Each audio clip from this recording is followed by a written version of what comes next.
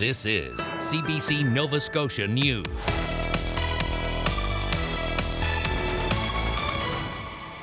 Good evening, I'm Vernon Ramisar, and welcome to the special half-hour edition of CBC Nova Scotia News. Nova Scotia Power has submitted a detailed report to the province's Energy Board outlining several findings about the cyber attack on the utility earlier this year. The CBC's Josh Hoffman has the details. Nova Scotia Power had until the end of the year to produce an incident report on the cyber attack in March that the utility is still recovering from. The province's Energy Board asked the utility to cover several things in this report, including a timeline of the breach, the effects on Nova Scotia Power's systems and customers, and actions taken since the incident. The board also wanted Nova Scotia Power to include a review of its policies for collecting and retaining personal information after it was reported some customers' social insurance numbers were compromised in the breach. Nova Scotia Power didn't provide much information about this in the report, saying it is working to enhance privacy rules. But it did previously say it is no longer asking customers for their social insurance numbers and is deleting ones that are already on file. The report also shows that Nova Scotia Power learned months after the cyber attack that the number of customers affected was much higher than they initially thought. In October, the utility discovered an additional 97,000 customers were affected, bringing the total to roughly 375,000 customers. An update on the status of the money Nova Scotia Power owes to contractors was not included in this report. The utility says it should be able to provide that information in early February. Most details around the timeline of the hack and the changes Nova Scotia Power has made since have been redacted in this report. The utility is asking the board to keep those redactions in place. A spokesperson for the Energy Board says it's too early to comment on the report and it will make a decision about the redactions at a later date. Nova Scotia Power did not respond to a request for comment, but in the report, the utility says its response to the cyber attack was effective and executed in a timely manner, and it's committed to restoring trust with its customers. Josh Hoffman, CBC News, Halifax. A Nova Scotia family is demanding answers from Nova Scotia Power after a scary incident on Friday night. This pole outside their home smashed to the ground during the windstorm. They say they were terrified when crews tried to reconnect power to the area while the transformer was on the ground, sparking a small fire that forced them to call 911. They ended up spending the night in a hotel, worried their home would catch fire. The family says they noticed the pole was wobbly more than a year ago and repeatedly asked the utility to replace it. The utility told CBC it is sorry for what the family went through and they will be following up with them directly. Nova Scotia Power did not answer any questions about why the pole was not replaced before this happened. A 72-year-old Cape Breton woman was taken to hospital with serious injuries after she was struck by a vehicle in Richmond County. Police say the woman was walking along Grenville Street in the community of St. Peter's on Saturday when she was struck by a car. The driver and lone occupant of the vehicle, a 71-year-old man, was not injured. Police are investigating. Halifax Water has come up with a lower rate increase proposal for its customers. If approved by the Nova Scotia Regulatory and Appeals Board, water bills will go up by 12.1% on January 1st and another 5.5% in April. Halifax Water had originally asked for a 35.6% overall increase in 2026, but the regulator called that rate shock. Unfortunately, we are, like everyone else, we're subject to the same inflationary increases with our power bills, our chemical costs, salaries, and those types of things that we are facing like any other industry. Halifax Water says it still intends to turn to HRM for help with its $27 million deficit. The mayor says he's opposed to the idea and has asked the city's Auditor General to look into the water utilities' finances. Several Nova Scotian municipalities had to issue water conservation orders during this summer's drought, including Halifax. Halifax Water says the utility saw a 10% decrease in water use after implementing the mandatory order. The utility says the measures are designed to target activities that won't disrupt people's jobs or their economy, but are still significantly straining their water sources. It would be the same in terms of if a commercial business had a flower garden out front versus somebody at their home, they're both unable to water them if they were supplied by Lake Major. But we're really working to try to balance between conservation measures and financial impacts to businesses. In the Halifax Regional Municipality, 63% of water consumption is from residential and multi-residential users, while around 20% is from commercial ones.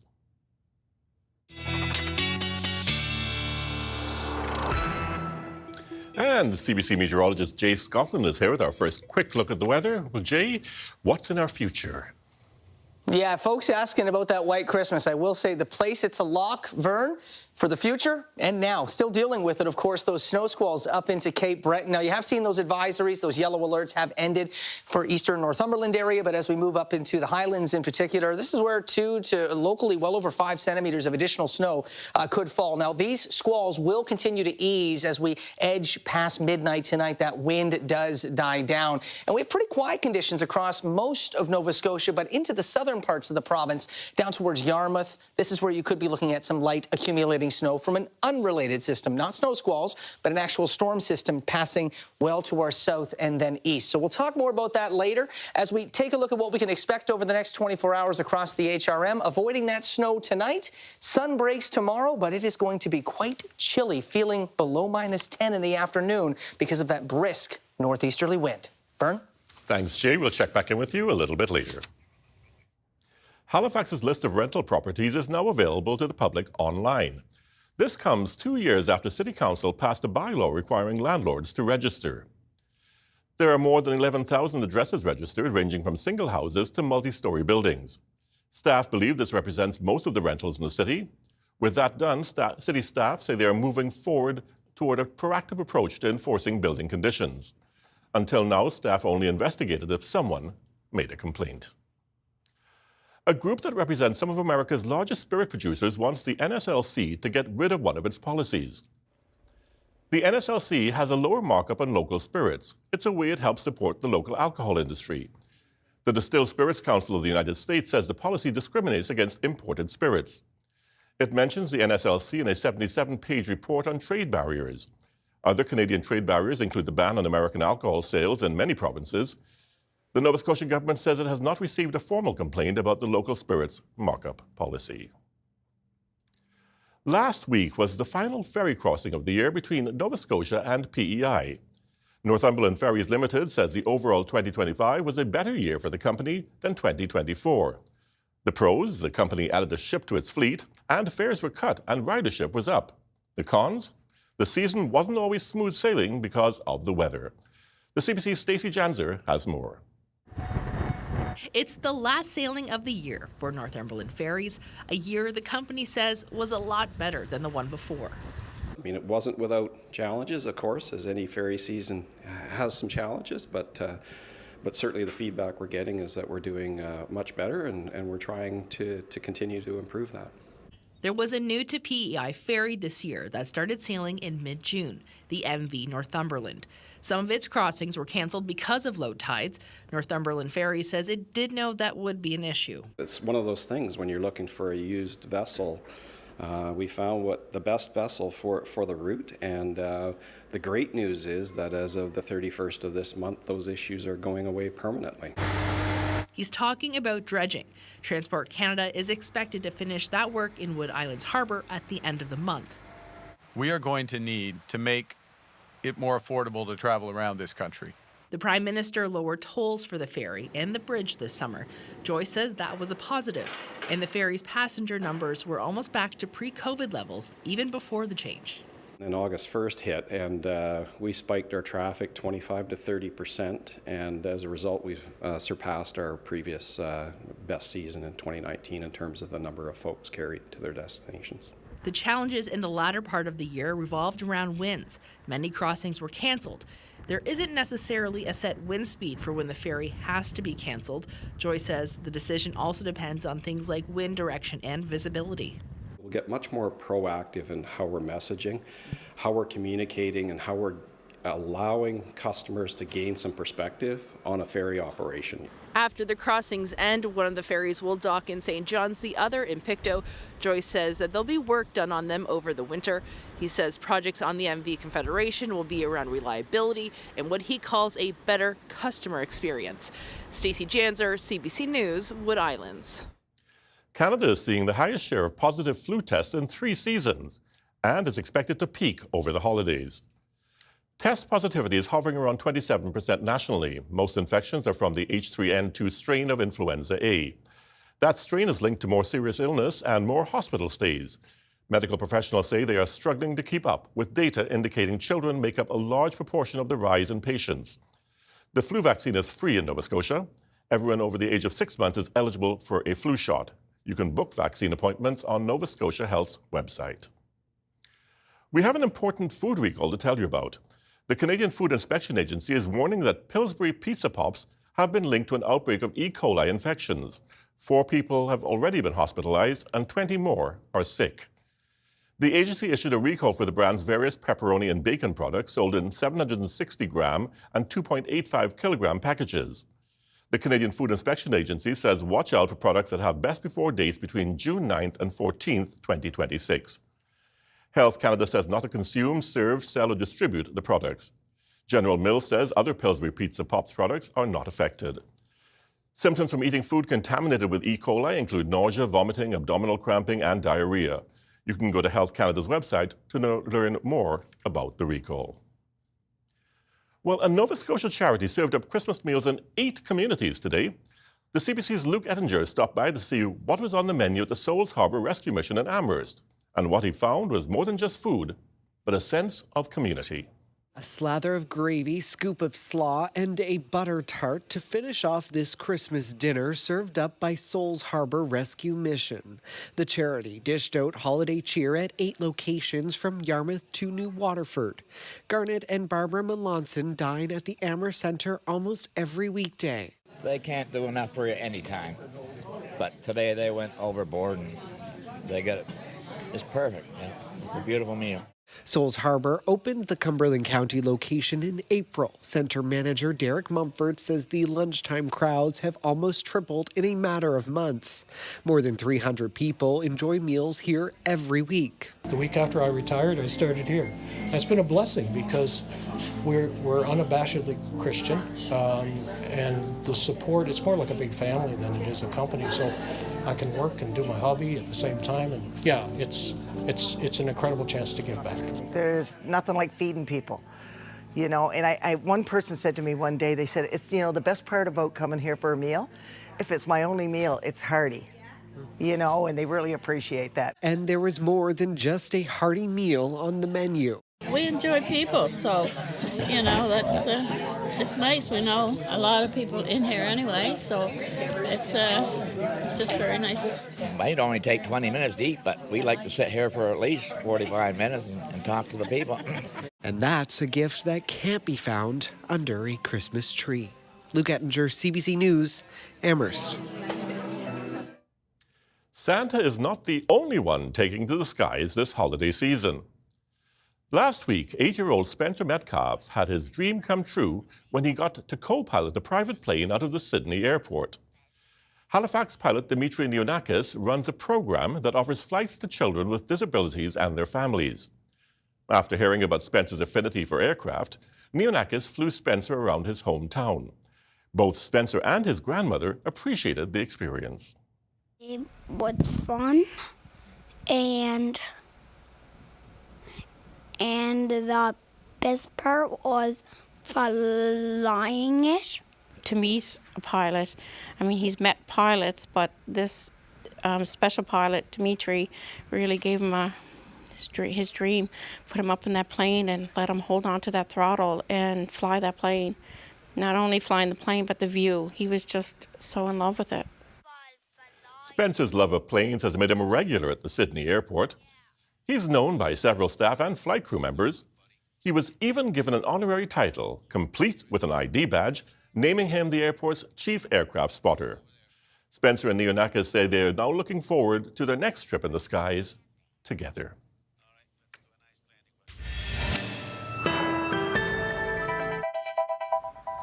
Jay will be back next with the full weather forecast. See you in just a few minutes.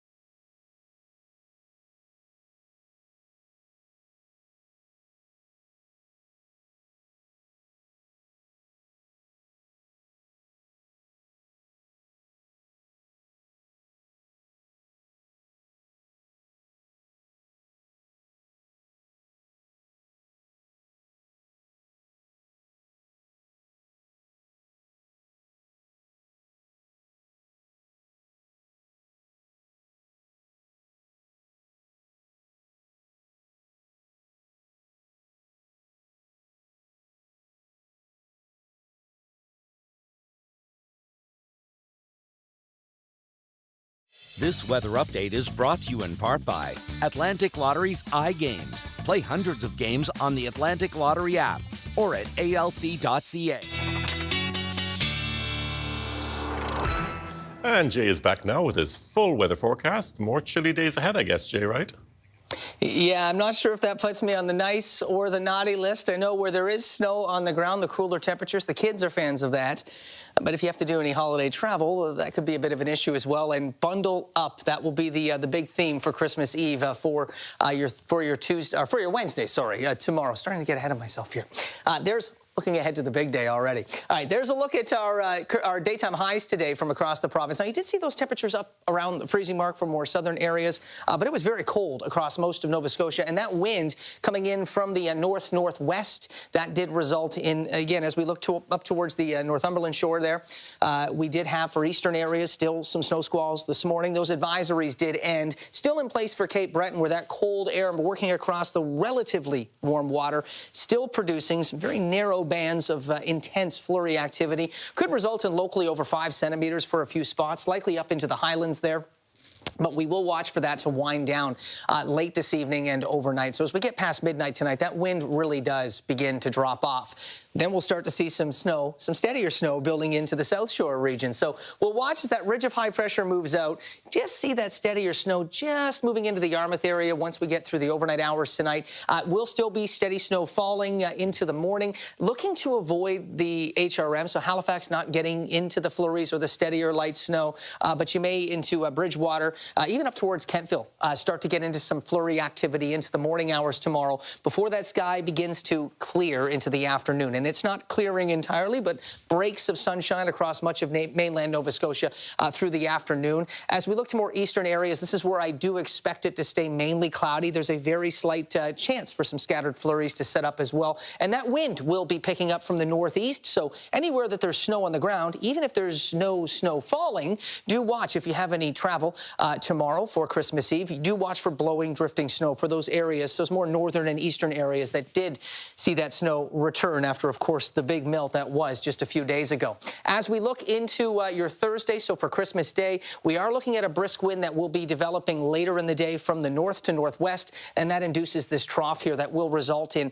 some flurries late in the day, some steadier pockets of snow. Snow squalls will be possible as well, and that wind will be pretty brisk late Thursday into Friday. So do watch for more blowing and drifting snow, even though it's not looking to be a huge accumulation. Widespread. You do have that risk as we get into late Thursday and Friday of snow squalls for those typical areas that see snow squalls, as well as blowing snow anywhere that there is snow on the ground. So as we look through the overnight hours tonight, a little bit warmer, or milder, I should say. This is not warm. As we look to where that snow is falling tonight, that steadier snow down towards Yarmouth. May see some steadier flurries towards Bridgewater, up to Kentville, chance of flurries as well. Still have those snow squalls diminishing as we look into for a few hours past midnight for more eastern areas up into Cape Breton, where you do have that advisory still in effect. And then as we take a look at our forecast for tomorrow, you'll see those flurries and the steadier snow easing in the morning through early afternoon for the South Shore region. As we look to the HRM, breaks of sunshine, but that northeasterly wind will result in quite a biting wind chill, and mainly cloudy with a few peaks of sunshine for more eastern areas. So let's take a look at our day planner forecast for Halifax for tomorrow. Starting out with mainly cloudy sky, there is a very slight chance that a flurry could sneak a little further east into the late overnight hours, early morning hours, so pre-dawn hours tomorrow. But most of the guidance keeping that storm system a little too far south as it passes by the province. So we'll likely see that wind picking up as we look to the afternoon, 20, gusting as high as 40 kilometers per hour. That will make temperatures feel below -10 even into the afternoon. So you can expect a biting wind chill as we look to your Christmas Eve, although starting to clear up a little bit again late afternoon and into the evening hours. So breaks of sunshine for Christmas Eve. And as we take a look at our 3-day forecast, we do see some flurries later in the day, some steadier snow building in with a brisk wind developing Thursday night. Quite windy on Friday with some snow potentially into the morning hours. And then as we look into the weekend, temperatures still cold. But, Vern, if you wanted plus-side temperatures, I do see that early next week. So Monday into Tuesday could be a bit of a warm-up, but that always could come with a bit of a mess as well with wet snow changing to rain, maybe some ice as well. Thanks, Jay.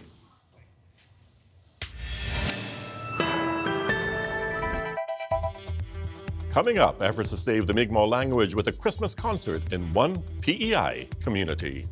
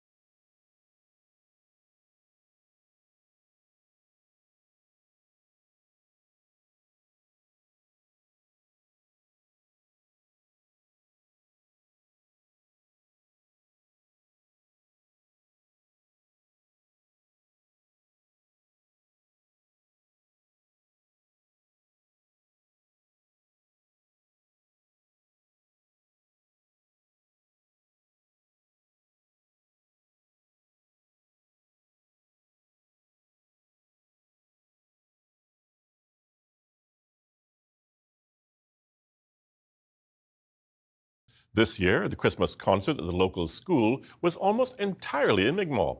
There were dozens of children proudly singing their language. Delaney Kelly reports. Students at John J. Sark Memorial School are wishing their community a Merry Christmas, but they're not doing it in English. Their Christmas concert is almost entirely sung in Mi'kmaq. It means a lot to me because some other kids don't know how to speak Mi'kmaq, and some people in here don't know it too. So when I'm saying the words, I think about the people that don't know it and hoping to them that they will learn it. And students say they could feel the energy of the crowd. I feel like a rock star, man. I feel good. I feel amazing. Their teacher says a lot of preparation went into the concert. They were practicing for weeks, but all the effort is worth it. Sometimes the lines can be difficult, the words can be hard to pronounce. They might sound a little different, and the kids kind of have a moment trying to learn it, but it's like you are so lucky that you get to stand here and sing this, and all of your family is going to be watching, but all of your ancestors that you're here because of are also going to be around, and they can hear you, and I want you to sing as proudly and loudly as you can because you can.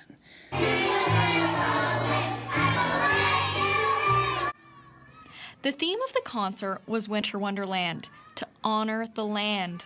The Mi'kmaq culture is tied to the land, like we're inseparable, and it's as the land transitions throughout the seasons, it kind of helps bring us back to remembering, you know, what's out there in Gessick, the winter season that we're in right now.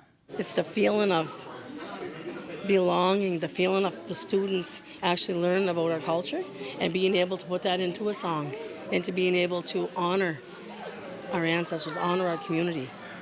And for me to sit as a chief, it was really humbling, and I felt so proud of every one of them up there.